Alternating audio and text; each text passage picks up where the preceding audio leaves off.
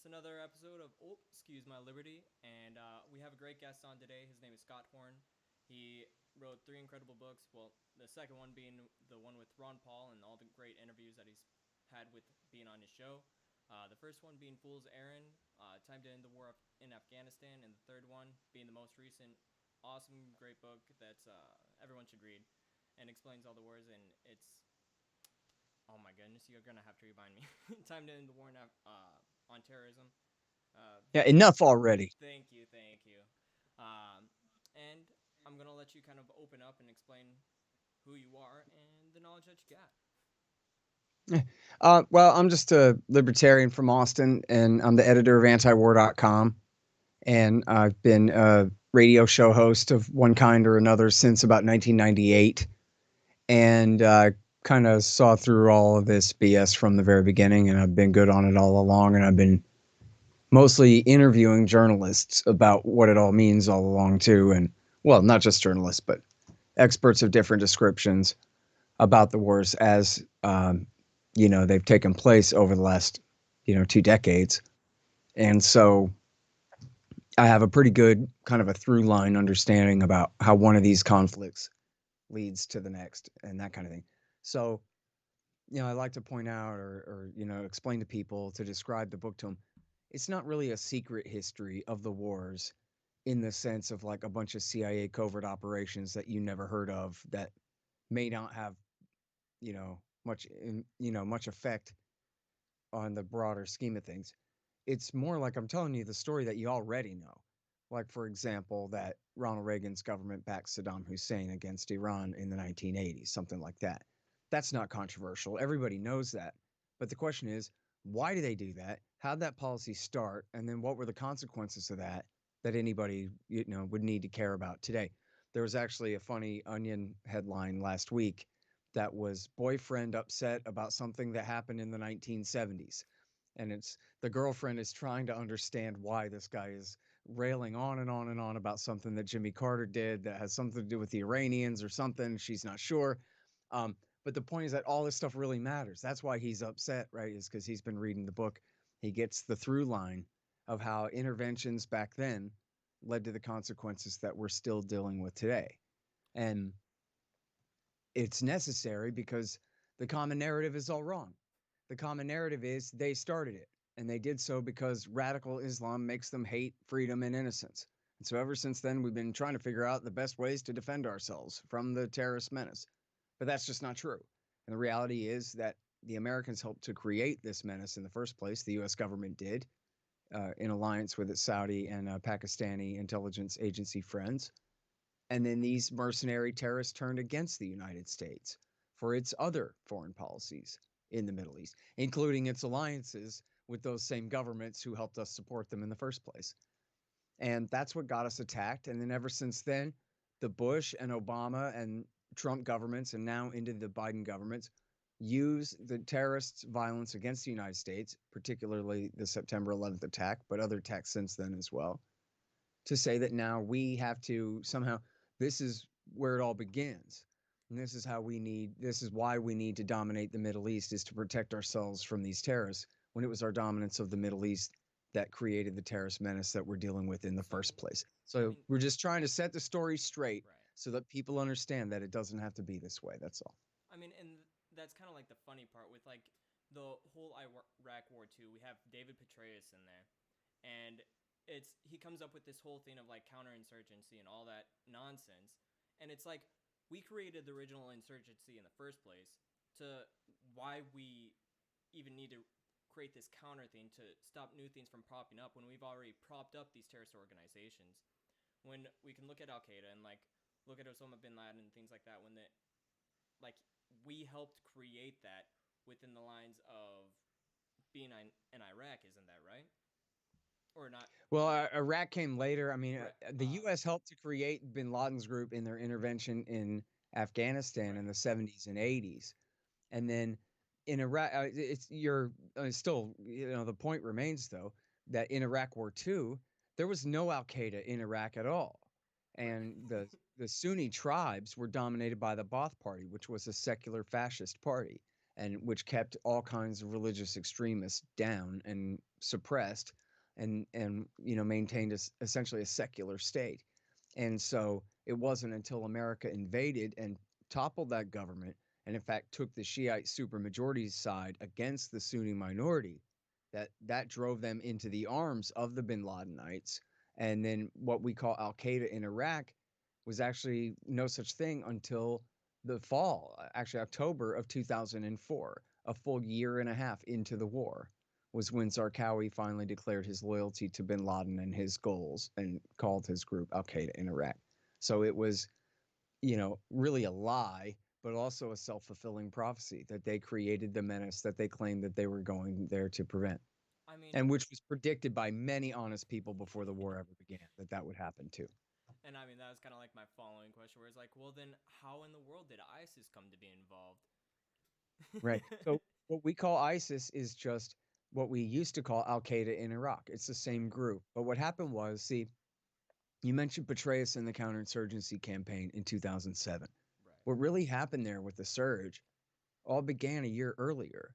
In the very end of '05 and beginning of '06, the local Sunni tribes turned on Al Qaeda because the Al Qaeda guys, who were their most vicious allies, right? Right. Their friends and the vanguard of the Sunni insurgency, but they were essentially chaos, and they were causing. I mean, they were picking a fight with the Shiite supermajority that could not be won, and they were doing it in a way with vicious attacks against civilians that were then bringing on massive reprisals and sectarian cleansing campaigns by the Shiites that the Sunnis couldn't resist.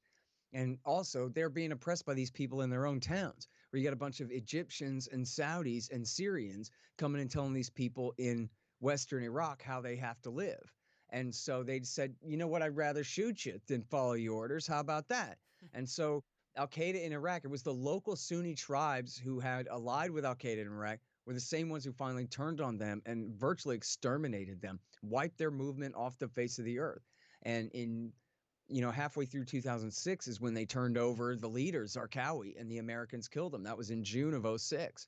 It was half a year later that Petraeus showed up at the front of that parade and said, look at me, I am separating the Sunni tribes away from Al Qaeda. Well, they've been doing that all along.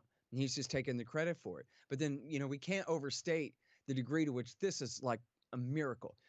As I just said, there was no Al Qaeda in Iraq. Then Bush invaded. A year and a half into the war, there becomes Al Qaeda in Iraq. And about another year and a half after that, the local Sunni tribes go ahead and get rid of these guys for us because they're just too chaotic I mean, and they and burned it themselves out with all caused the too much chaos. trouble. Right. Right. And so, I mean, that's like a miracle, right? Like, who could have guessed that that was going to happen? Bush caused this massive problem, which kind of resolved itself. Okay, Right. that's nice. But then, and we're skipping a few steps ahead here, but this is very real. Because the Bush government regretted so much that they had fought the war for the Shiites, who were allied with Iran. And the Bush guys thought, well, they'll need our money and guns more than they need the Iranians' friendship next door. Bad bet. They lost it. So the Iraqi government that the Bush government successfully installed in power said, thanks for winning the war for us. Now get the hell out. We don't need you. And so the U.S. government, they were trying to achieve the opposite effect, and they ended up just adding Baghdad to Tehran's side of the ledger of power in the Middle East. And so they said, well, now we got to make up for that. And there's a very important article. I don't know if you've ever read it, but everybody needs to read. It's called The Redirection by Seymour Hersh from March of 2007. And this is about how the Bush administration, this is before Obama even comes, the Bush government says, we've really screwed up, guys. We got to be honest with ourselves here. We just scored an own goal, like they call in soccer, an own goal for the other team. And now we got to fix it. But how do we fix it? That means tilt back toward the Sunni king. And what does that mean? It means tilt back toward Osama bin Laden. Because the Sunni king doesn't have an army. He just has Al Qaeda, suicide bombers, shock troop terrorists, to use. And so, okay, fine. And the Bush government started backing Al Qaeda, Friends of Al Qaeda group called Fatah al Islam in Lebanon, Muslim Brotherhood groups in Syria, and a very dangerous bin Ladenite group called Jandala in Iran, which is, cutting people's heads off and doing suicide attacks and all kinds of stuff. And so this is the policy that Barack Obama picked up when he came into power, was trying to make up for W. Bush's major error. right? So people said, oh, Barack Obama, he's a secret Muslim from Kenya and he's loyal to the terrorists and he's selling us out. And the thing is, they were like 1/10 right. The point was, yes, he was guilty of high treason for Al Qaeda, but they were totally wrong that that was because he was loyal to Al Qaeda. That's not what it was. He wasn't selling America out on behalf of them.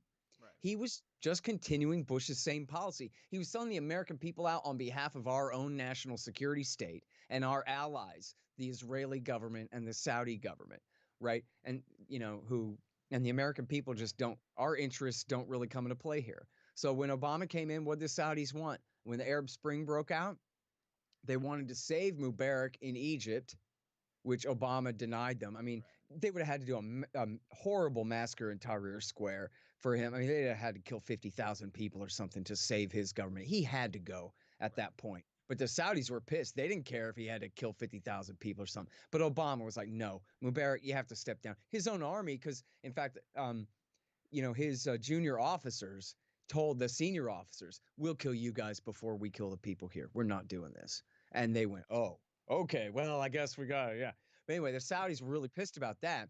But boy, they wanted rid of Gaddafi. They hated Gaddafi, not because he was allied with Iran. That's way too far west from there for that, but just because they always hated him because he always ridiculed them for their kowtowing to the West and betrayal of the Palestinians and et cetera, et cetera, et cetera. And always kind of played the rogue and mocked them for being loyal footstools of the West, foot soldiers of the West. So they wanted rid of him. And so Obama obliged them. All right, let's do it. And then in what they called the bank shot, they took the jihadists and the weapons from the war in Libya in 2011, which has been a disaster ever since and spread into southern and western Africa and all the rest of this. Or not southern, but spread south into western Africa and the Sahel, all this. But they took the rest of it, the money and the guns, and they sent them off to Syria. And why? Same reason. Because Bashar al-Assad is allies with Iran.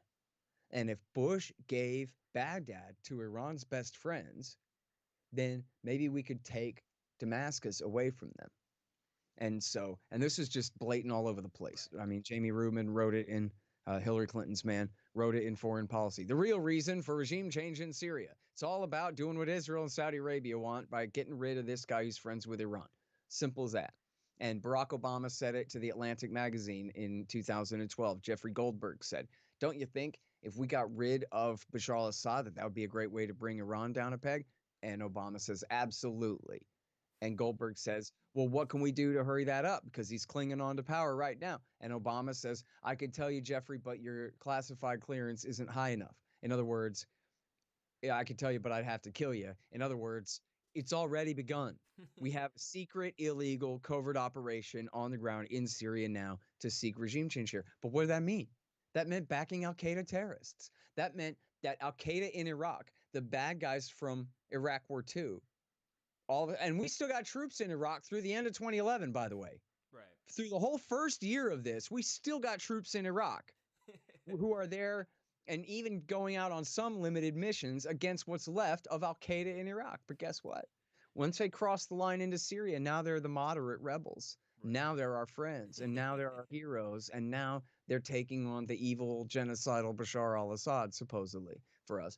And this is a policy that the Barack Obama government pursued for 3 years until or for 2.5 years until not that they stopped, but at this point, was when the Islamic State of Iraq, which was just Al Qaeda in Iraq, the new name for Al Qaeda in Iraq, broke off from the Syrian-dominated faction, the al-Nusra Front, which is still just Al Qaeda in Iraq in Syria, but the Syrian-dominated faction.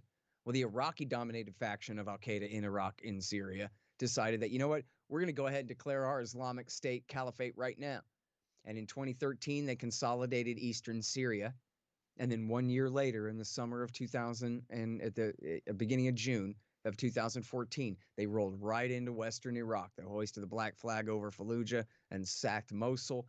And the leader of essentially Zarqawi's replacement, 2 steps, later, a guy named Abu Bakr al-Baghdadi, declared himself the Caliph Ibrahim, ruler of the Islamic State Caliphate, and declared that the Sykes-Picot line and all the national borders drawn by the Europeans after World War I are hereby null and void, and it's the divinely ordained Islamic Caliphate, and all of this stuff and declared his Islamic State, a landmass about the size of Great Britain, with at their height somewhere around 80 to 100,000 men under arms, which most of those guys not being real terrorists, but Right. just being conscript fighters. But still, um, this is you got to understand. And I can tell you're quite a bit younger than me. This is not your fault. It's just because of how old I am. Okay, but in the Bush years, the propaganda was, oh no, the Islamo-fascist caliphate is coming to get us, and that's why we have to fight them over there because of the Islamo-fascist caliphate. Well, this is completely stupid. To anybody with a map, you just look at it. There's all nation states in the way. Where's this Islamo-fascist caliphate? It's like the lost continent of Atlantis, out in the middle of the ocean somewhere. You just can't see it from here or something. It doesn't exist. It doesn't exist. But then what happened? George W. Bush gave him Western Iraq, and Barack Obama gave him Eastern Syria. And this guy, Baghdadi, might as well have been Osama bin Laden himself, standing up there on the balcony declaring victory. And yeah, it was short lived, but in fact, that only proved Al Qaeda's point and why they would have argued with Baghdadi to not create the caliphate now. This was why they were attacking the United States, because their doctrine was we got to go after the far enemy first, just like with the Soviet Union. Bog us down, bleed us to bankruptcy, and force us out. Only then can they wage their local revolution and take over and create an Islamic State. As of what happened in Afghanistan, they forced the Soviets out. The whole empire crumbled, and then the Taliban, this righteous group, supposedly from their lights, was able to seize power there. So what Baghdadi had done, from Al Qaeda's point of view, was he moved too soon. We told you, just keep fighting. Don't try to create an Islamic State until the Americans are all the way gone. Now, they could have never done this before. We're talking about 400 men and again, a land full of all secular, mostly secular ruled nation states. Right. So, how in the world was bin Laden ever going to overthrow the dictatorship in Egypt or in Jordan or in Saudi Arabia?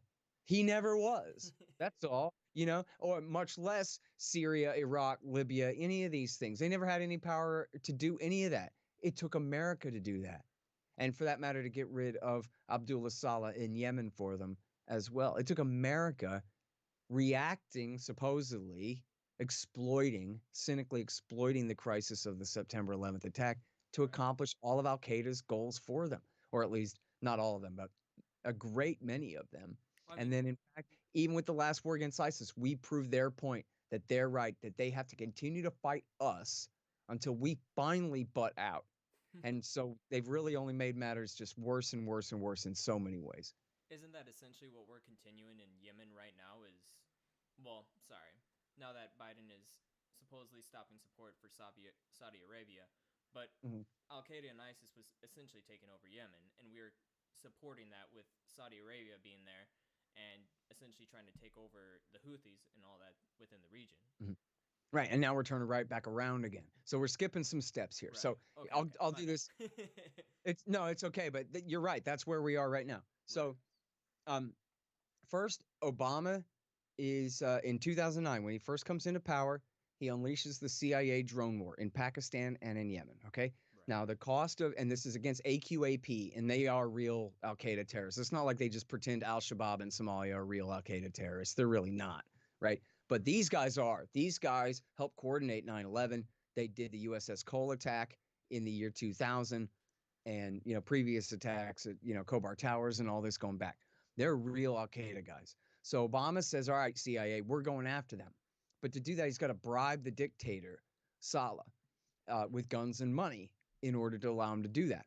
Well, Saleh takes the guns and money and he starts attacking a group of Zaydi Shiites in the north of the country called the Houthis. And he attacks them over and over again 6 times, and they defeat him every time. And every time he attacks them, they get more and more powerful. Same thing is happening down in the south. Every time America attacks AQAP, they just make matters worse. As Petraeus's partner, Stanley McChrystal, called it, insurgent math. Every one we kill, we get 10 more. Every two we kill, we get 20 more. And so it's always, as Hillary Clinton said, when you find yourself in a hole, you better grab a shovel and start digging. Because that's all. She really said that, I swear to God. Oh my. Because that's the only way that they can think about it, Right. you know? And so that's the lead up then. Okay. Then 2011, the Arab Spring breaks out. They successfully overthrow the American-backed dictators in Tunisia and Egypt, and the whole region goes bananas. Are you kidding me? We can overthrow our monarchs? This is great. Let's get some. And they all run out and start trying to overthrow them, right? Right. And in Yemen, it's America's and Saudi's buddy, Saleh, that they're getting rid of or trying to get rid of. And in fact, there's an assassination attempt against him, and he's wounded. And while he's wounded and in the hospital in Riyadh, Hillary Clinton, the Secretary of State, and the Saudis move in and ease him out of power in a soft coup and replace him with his vice president, Hadi. Wasn't that election with a one-person candidate? That's exactly Okay, right. And in fact, just make sure. seriously, no, you're right, Brett. And listen, people should go, anybody, listen to this or watching this in front of your computer there, type into Google Images, Mansour Hadi. You don't even have to spell it right. They'll help you out. Just put in your images there, Mansour Hadi ballot. You might not even need ballot, and it'll come right up, and you'll see there it is, one big oval and one big smiling face and one guy to vote for on the entire ballot. Just like when I was a kid and my dad taught me, yeah, son, they have elections in the Soviet Union, but there's only one party on the ballot.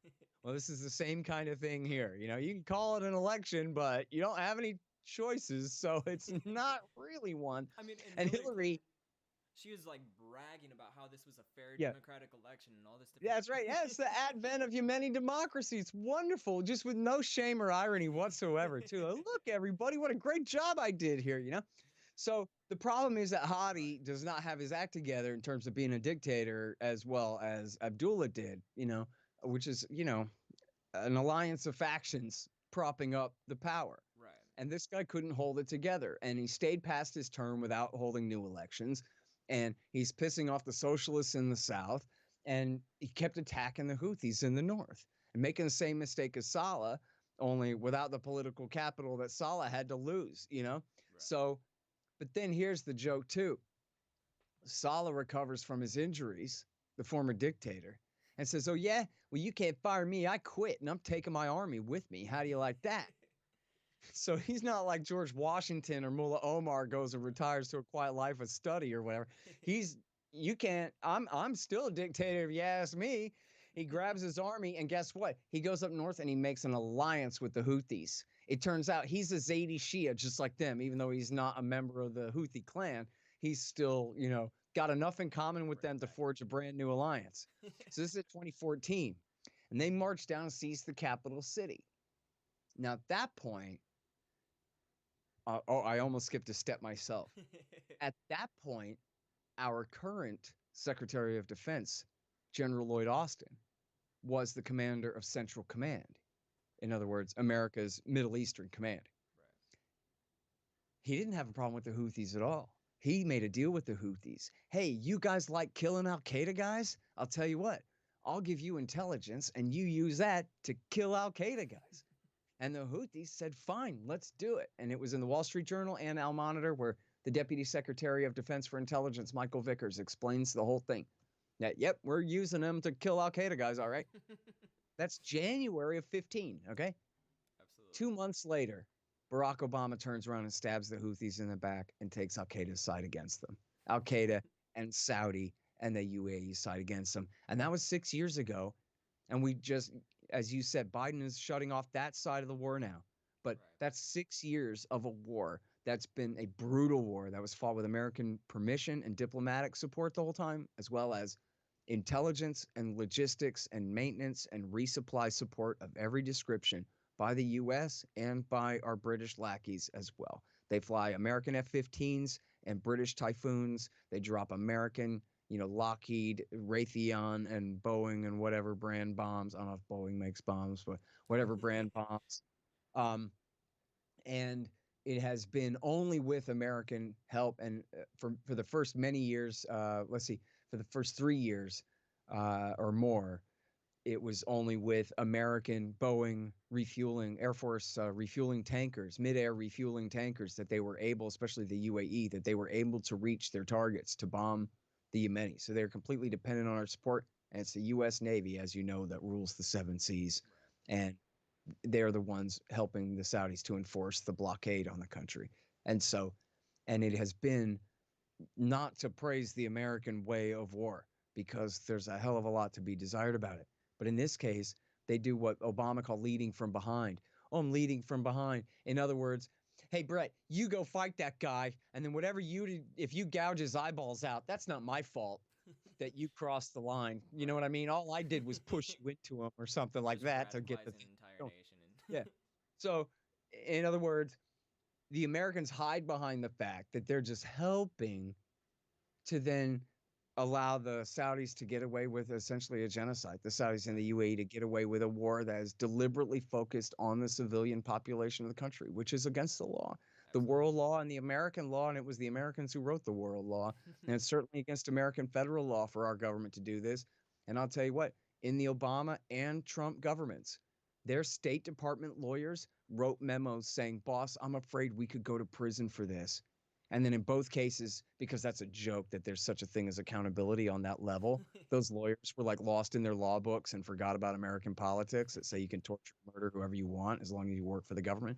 But somebody reminded them, we can't go to prison for anything. So put that thing in a drawer, and they did. But the Right. legal analysis stands, right? If it wasn't politics, but there really was such a thing as the rule of law, these men are guilty of war crimes. They're Right. guilty of crimes against humanity, which is not just the Geneva Conventions, but that's the American federal law, the penal code, the War Crimes Act, the anti-torture statute, and all the rest of this stuff applies.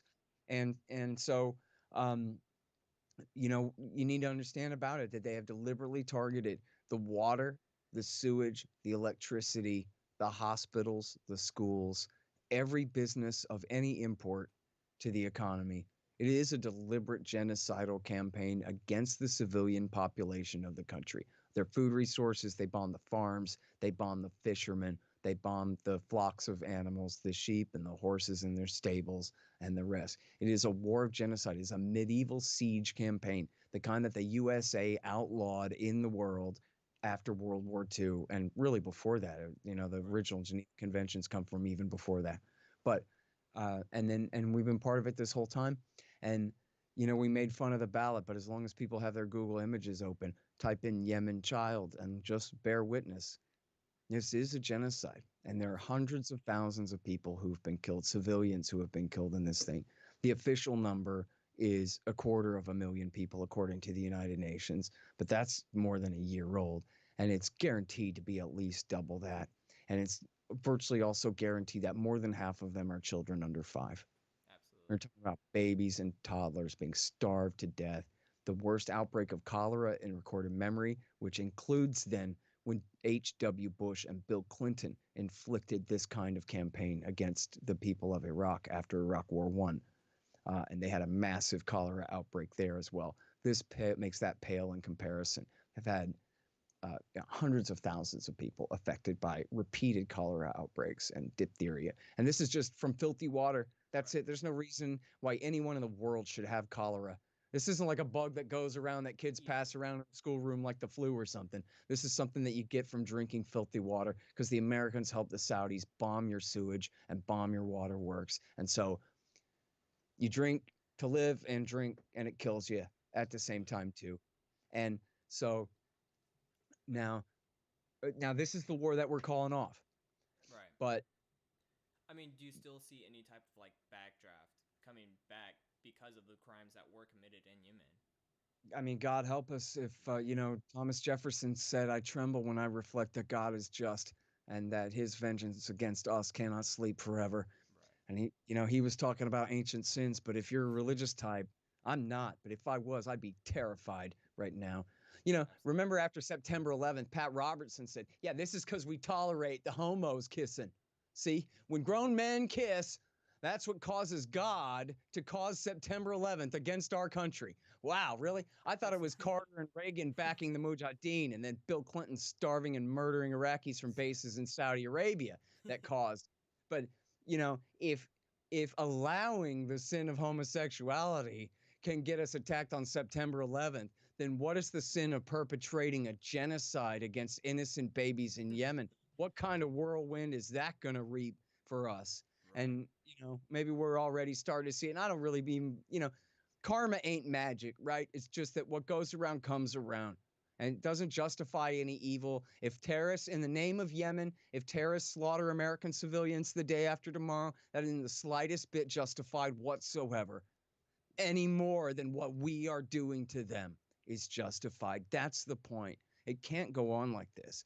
And look, again, we're not even talking about the war against Al Qaeda, as bad as that was. We're talking Right. about the war for them. Right. And now the good news is that that war is over. No, the Saudis and the UAE and the British are still waging it, but Right. I think that's coming to an end. I'm under the impression that this man Leonard King, who has been appointed to be the new envoy over there, has a mandate to see these men to the table and to make them sign something sooner, not later. Now, that may not be true, but that's my understanding so far. That's the way that that looks. But then that completely ignores the war against Al Qaeda in the Arabian Peninsula, Right. because now they're what? Let's just guess. Throw a dart at a board.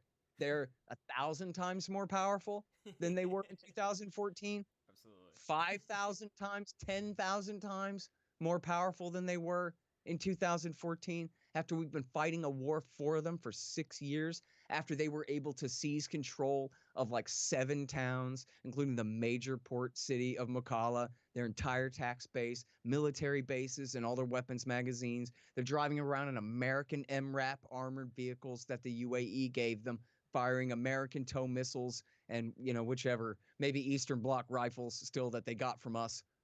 And I mean, what the hell are we going to do about that now?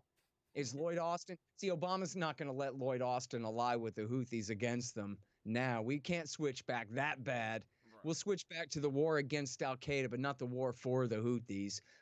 They're not going to be able to go that far. But so then what does that tell you? What's it going to take, Brett, for the American Special Operations Command and the CIA to contain the threat of Al Qaeda in the Arabian Peninsula in lawless Mad Max southeastern Yemen, where they are the law?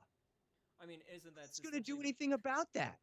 isn't that essentially the basis of just allowing them to burn out and allowing the local populations to actually take control of their own governments? And like, because we've seen like throughout the I entire agree. pastime is like the tribal, like this tribal notion, like they aren't too conforming to like an actual government that's centralized inside the basis of like this is what everyone needs to follow. And that's how it, like there's no point in why they should follow central government. And Right. it's essentially a basis of like what we want to see and what we can take control of so we can implement and extract oil from them, and because essentially create an easier economy for our own, and Mm. it blows Yeah, back but as every far as single the time. terrorists go, I mean, look, you're totally right that Right. there is no, and this might be, kind of a unsatisfactory ending to the book to some people. That my solution is we just quit it. We Right. just quit it. We can't trust this government to keep their eye on the ball and fight our actual enemies, as we are just discussing. They'd just as soon fight for them. Okay, so that ain't gonna fly.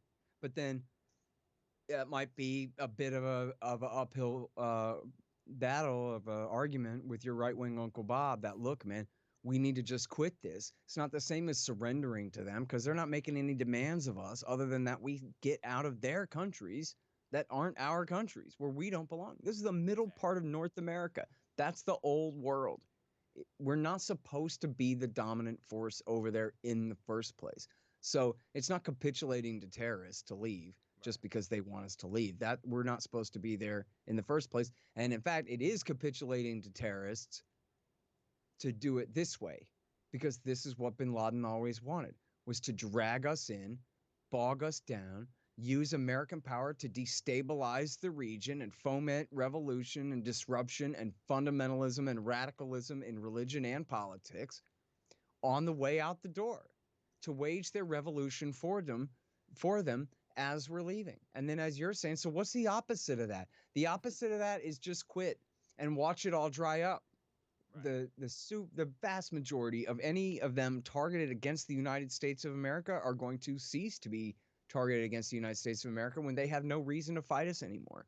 And at the same time, whatever incorrigible ones still just want revenge for something we did in Yemen or Iraq or Syria over the last years, that's going to be the most minimal few. And Right. they're going to have a ever weakening support system for them if the intervention ceases.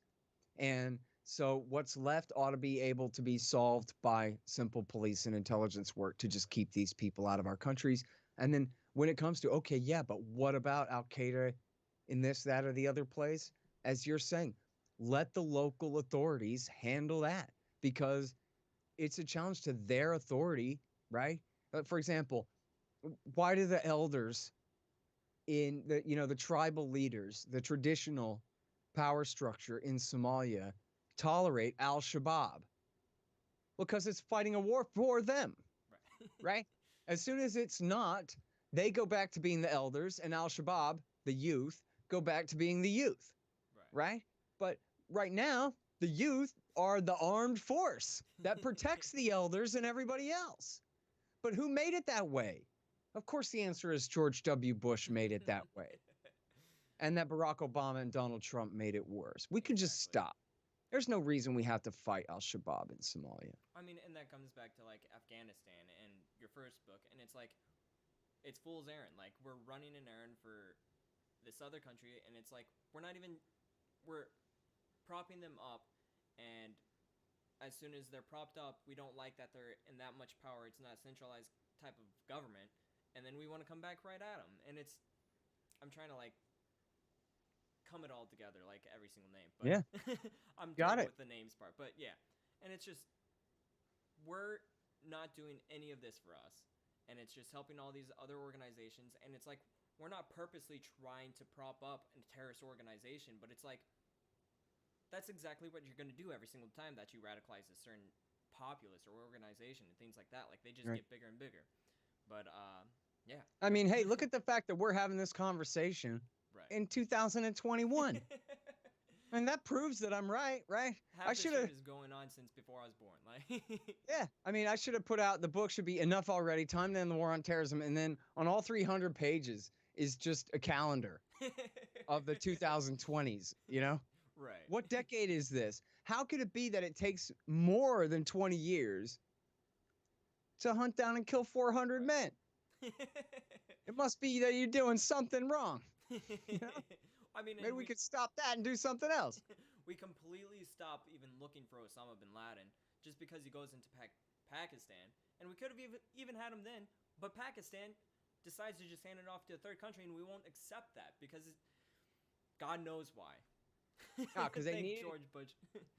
they needed to keep your mama afraid Right. so she'd support the war in Iraq. That was why. Is if they put a bullet between bin Laden's eyes, then how are they going to sell your mom to be afraid? Not that your mom was afraid, I don't know, but Right. anybody's mom, your neighbor's mom, how are they going to convince? And I pick on the moms just because to me that's like the definition of innocent civilian, right? They don't know. They're going along with what they're told. What they think is right, you know. But Absolutely. how's your mom going to be afraid of Saddam's alliance with Osama if Osama's already dead and cold? We already threw his body parts out of the side of the helicopter so he couldn't get a decent Muslim burial. So, and then she goes, oh, well, George Bush says I should be afraid that Saddam's going to give his chemical weapons to Osama, but Osama's already dead, so I don't think I'm afraid. Right. Bush had a narrative, and he needed it. And, in the book, have you ever read 1984 by George Orwell? Oh yeah. Yeah. So, in that book, of course, Emmanuel Goldstein was the Trotsky figure, the internal enemy who betrayed us and turned against us, the freedom fighter turned terrorist. Right. And so be afraid, always be afraid. The enemy is just at the gate and only the party can protect you. It's simple as that. As the joke goes, I bet 10 different people coined the same bumper sticker in the same decade. That 1984 wasn't supposed to be an instruction manual. But you know what? It serves as one if you mean to use it that way. It Right. works perfectly well. And it's exactly how it's been going. Yep. And then, yeah. And then so kind of like to table it off is kind of finishing off with like Iraq War 3 and like Mhm. kind of like how that even happened because we stopped in 2014 and essentially came back. Al Qaeda took over and all this, or trying to like line it all up in my head. But you continue on from like that point. Sure. So we're out. they create the caliphate in June of 2014. And Obama waits a couple of months before cooking up an excuse to intervene, and that was the fake assault on the Mount Sinjar, where the Yazidis were cornered. But the Yazidis had already fled. The Kurdish YPG had already came and saved them. And by the time the Americans got there, they just waved them off and said thanks, but no thanks. So, but that, oh well, whatever. Any pretext to start a war. Um, and really, the Americans did not need to intervene at this point because ISIS was surrounded by enemies. Well, not so much the Turks and the Saudis, but I think at this point, the Saudis certainly didn't want these guys rolling south of the line. They were supposed to take their fight to Assad. God dang it, I don't know how far Turkey would have gone in backing them, but they were certainly, hemmed in by the Iraqi Kurds, the Iraqi Shiites, the Saudis in the south, the Jordanians in the west, and then of course Bashar al-Assad, his rump government in the west of Syria anyway. And so America should have just we could have called it off. I guess this is a way to put it would be, even at the height of the caliphate, we could have just called it off then. Right. We could have said, boy, do we make matters worse. Let's just stop while we're behind instead of trying to fix this one last problem. We could have stopped then. It still would have been okay. Right. But then what happened was they launched, as you call it correctly, I think, Iraq War 3. I'm trying to get that coined more. I think, Iraq War 2.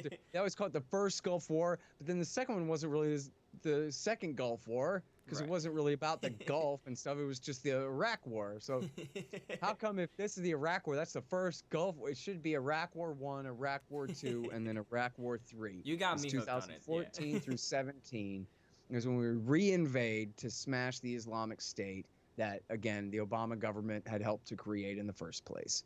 And, it's said that if you combine the Syria and Iraq War 3 type wars together there, that all told that you have 500,000 killed in that thing. The Syria war leading up to the caliphate and then the war to destroy it again. Right. Something like 500,000 people killed. I'd buy that. And they completely leveled, they bombed the hell out of Fallujah, Ramadi, Tikrit, and Samarra. They complained so much. Look, the reason they did is, remember, why they go after Assad and Damascus? To spite themselves for fighting for Iran's friends in Iraq. Right? Well, what happened in Iraq War 3? They end up fighting for Iran's friends in Iraq all over again, against the enemy that they had built up to spite them for being the beneficiaries of our efforts in the last war. And then so when it comes, this is true in general, but in specific, especially in the case of the Battle of Tikrit, you have American air power flying above with the Iranian Revolutionary Guards Corps commanding the Iranian Shiite militias and the Iraqi army on the ground. You have General Soleimani that Trump later executed or assassinated is there, and both sides admit we couldn't have done it without them.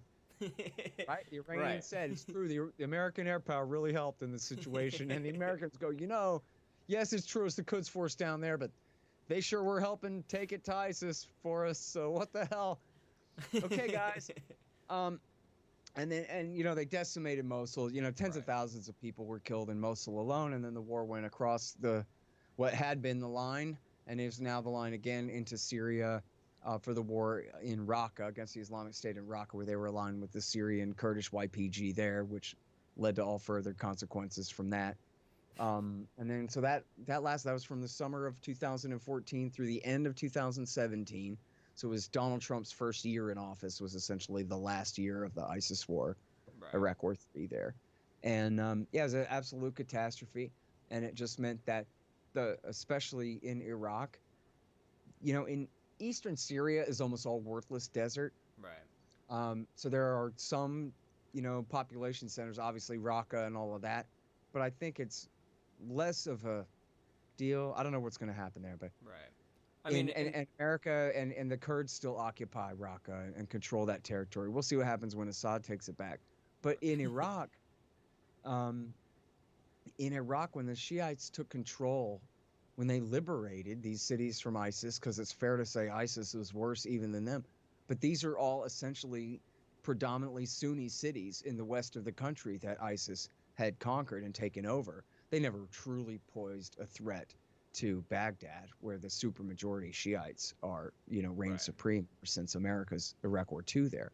So, um, but once the Shiites liberated the west of the country, well, they weren't good sports about it at all. You guys are all ISIS, and you all are going to suffer like ISIS. So then they just start lynching people. They start murdering them in the streets, murdering women and children, throwing guys off of rooftops. Oh, you ISIS guys think it's funny when you throw people off of rooftops, huh? Well, now watch us. And then they do the same things to them. And you have these giant, well, up until recently, I think they recently just kind of abolished these camps and scattered these people to the wind. But for quite a few years there, they had these sprawling, massive camps full of the widows and children of the ISIS fighters, or at least alleged ISIS fighters. But then the Shiite militiamen, there's no honor here. The Shiite militiamen just come and mercilessly rape them and torture them and abuse them every night for years. This goes on.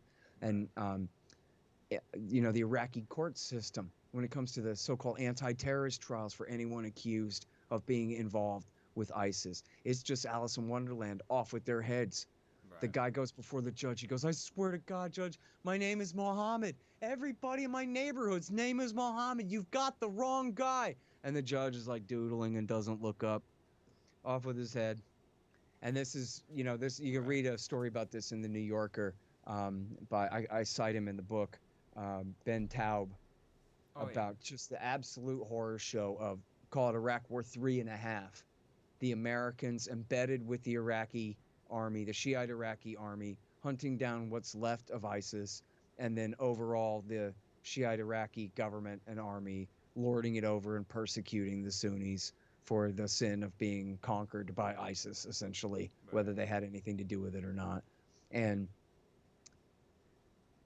Bush said if we just create a democracy, the Iraqi factions will figure out how to solve their problems within the parliament and not have to fight like this. But really all that happened was the democracy meant that the supermajority got total power. And then the rest of it is just like that cliche from Benjamin Franklin, that democracy means two wolves and a sheep voting on what's for lunch.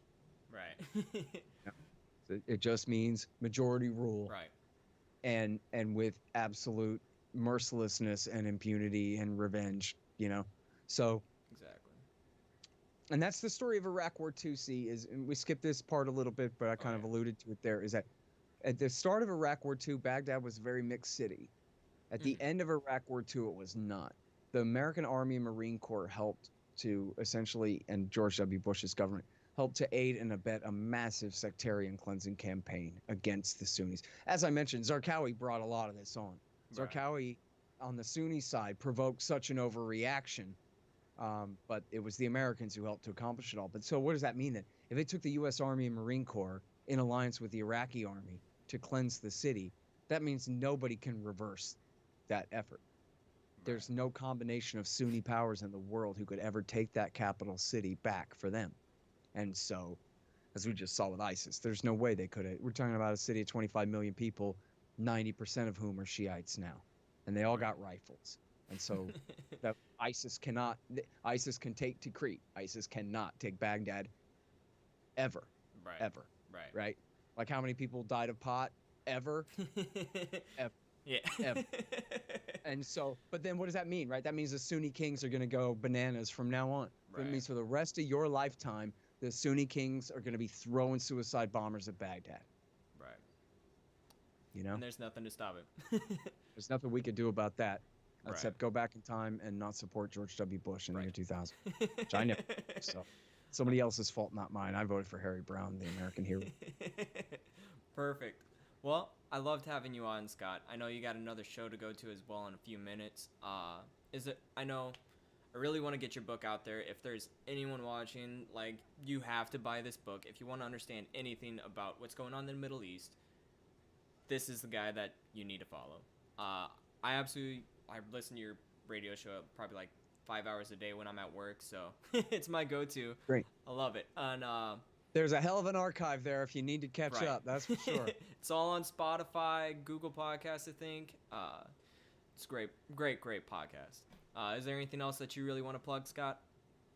Listen, the most important project on the internet is antiwar.com. And we got all the best news, the absolute best analysis, the best viewpoints. There's nothing more important. Antiwar.com.